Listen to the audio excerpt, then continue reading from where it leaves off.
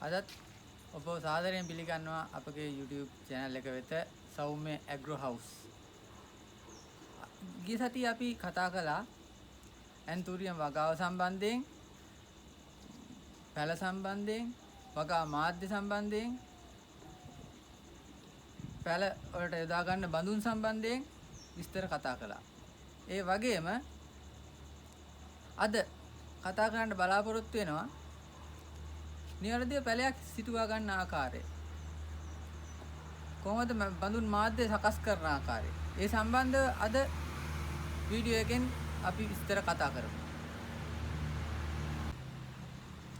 අපි කලින් වීඩියෝ එකේදී අපි කතා කළා වගා මාධ්‍ය සම්බන්ධයෙන්. වගා මාධ්‍ය ඇන්තූරියම් වගාවේදී විශේෂිතයි.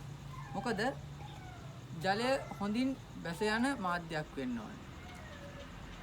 ශාකයට හොඳින් පෝෂණයක් ලබා දිය හැකි මාධ්‍යයක් වෙන්න ඕනේ. ඒ වගේම ශාකයට හොඳින් සංධාරණයක් ඇති කරන්න පුළුවන් මාධ්‍යයක් වෙන්න ඕනේ.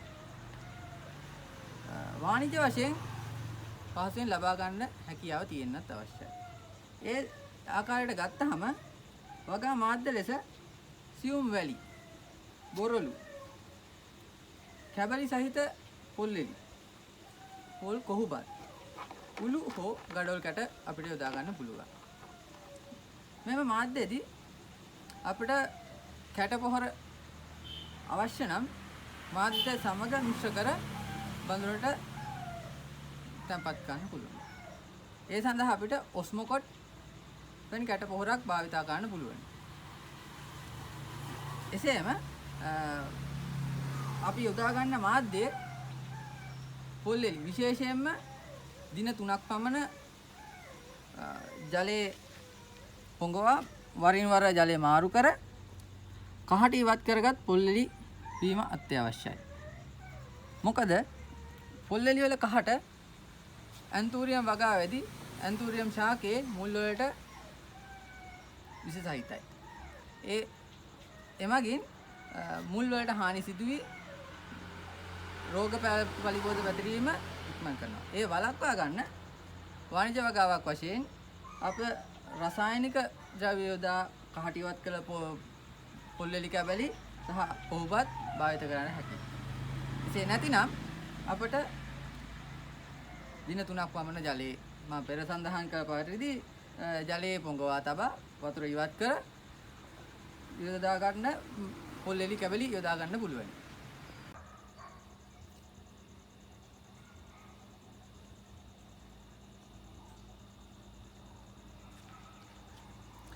දැන් අපි බලමු නිවැරදිව තෝරාගත් බඳුනක නිවැරදිව ඇන්තූරියම් පැලයක් සිටුව ගන්න ආකාරය. මේ තියෙන්නේ හොඳින් වර්ධනය වුණු ඇන්තූරියම් පැලයක්. මුලින්ම අපි පැලයක් තෝරගත්තාම රෝග පලිබෝධ හානි මියගිය කොටස් ඒ දේවල් හොඳින් බලන්න ඕනේ. ඒ දේවල් හොඳින් ඉවත් කරන්න. ඉන්පසු මුල් වල හානියක් නොවන පරිදි පැලය කලින් සිටවන ලද වගා මාධ්‍යයෙන් ඉවතට ගන්න ඕනේ.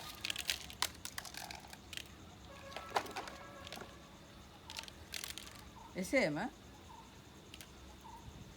මව් ශාකයකින් කපා ඉවත් කරගන්න අංකුරයක් නම් එම කැපුම් පුෂ්ඨය දිලීරනාශකයකින් වාණිජව යොදා ගන්න කැපුම් පුෂ්ඨ ආලේපනයකින් හොඳින් ආලේප කර ජීවාණුහරණය කරගත යුතුයි. ඉන්පසු මෙම ශාකයේ තිබෙන දි รา පත් වුණු කොටස්, දි รา පත් වුණු මුල් කැබලි ඒවා ඉවත් කරගන්නවා. එසේම සම්පූර්ණයෙන් කලින් පැවති වගා මාධ්‍ය ඉවත් කර ශාකය හොඳින් පිරිසිදු කරගන්න ඕනේ.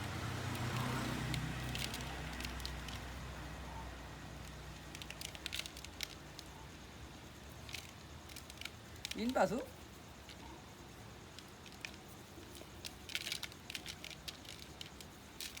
සාදාගත් පිරිසිදු කරගත් පැලය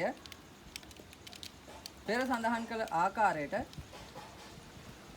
සකස් කරගත් එකට එක අනුපාතයට සකස් කරගත් වැලි බොරළු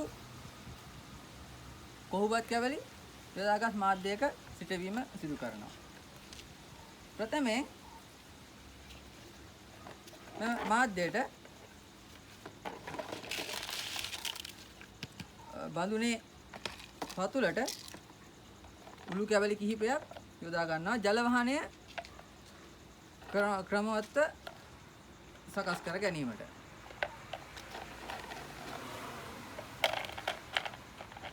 ඉන්පසු අප සාදාගත් වගා මාධ්‍යයෙන් කුඩා ප්‍රමාණයක් මේ බඳුනට එකතු කර ගන්නවා. ඉන්පසු පැලය ගෙන බඳුනේ මැදින් පිහිටන ලෙස තබා වගා මාධ්‍ය වටේටම එකතු කරමින් වගා බඳුන පුරවා ගැනීම සිදු කරනවා. විශේෂයෙන්ම පොල් කොහු යොදා ගැනීම සිදු කරන අතර වගා මාධ්‍යයේ මධ්‍යම ප්‍රමාණයට වන්නට දිගු කාලීන කැට පොහොරක් භාවිත ගන්න පුළුවනි. ඒ සඳහා ඔස්මොකට් වැනි පොහොරක් අපිට භාවිත කරන්න පුළුවනි. එසේම අප යොදා ගන්නා පොහොර ඉන්පසු රසායනික ද්‍රව්‍ය දිලිරනාශක ඒ සම්බන්ධයෙන් ඉදිරි වීඩියෝ වලදී කතා කරන්න බලාපොරොත්තු වෙනවා. මේ ඔබට පෙනෙන්න තියෙන්නේ එසේ සකස් කරගත් වගා බඳුනක නිවැරදි ආකාරයට සිටවා ගන්නා ලද ඇන්තූරියම් පැලයක්. අද අපි අපගේ වීඩියෝ එකෙන් කතා කළේ නිවැරදි ආකාරයට නිවැරදි බඳුනක ඇන්තූරියම් පැලයක් සිටව ගන්න ආකාරය. ඒ වගේම ඉදිරියේදීත් මේ වගේ වීඩියෝ එකකින් හමු වෙනතුරු ඔබට සුබ දවසක්.